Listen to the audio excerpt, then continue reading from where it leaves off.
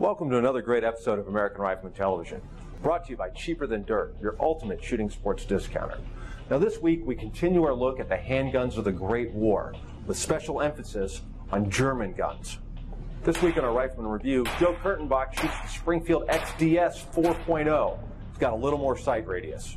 This week in I Have This Old Gun, we look at the Argentine FAL. During the Falklands War, both the British and the Argentines used them, and we look at all the variations of the Argentine FAL.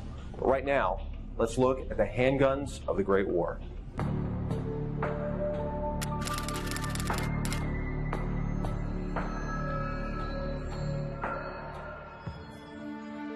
The Germans fought World War I, as far as handguns were concerned, principally with the Luger and with the broom handle pistols, the Mauser pistols.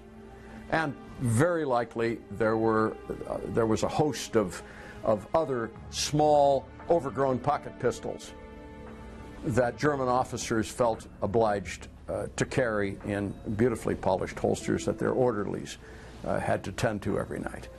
But soldiers who actually went on raiding parties and things like that very probably carried either Lugers or broom handles, and I would guess in some cases the Reichswehr revolver, which was a big, awkward, clumsy thing that, well, it didn't compare with a Colt single action.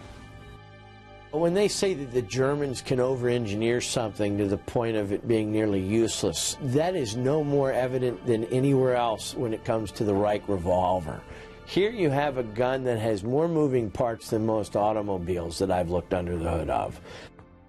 Well, the Reich's revolver ended up with a fairly small hand grip, an enormous cylinder, and it's not a very well balanced weapon to shoot. It was a big clunky gun that the Germans were, I think, well glad to be rid of when they got the Luger in 1908, although some of these Reich's revolvers, of course, still were carried in the trenches during World War I.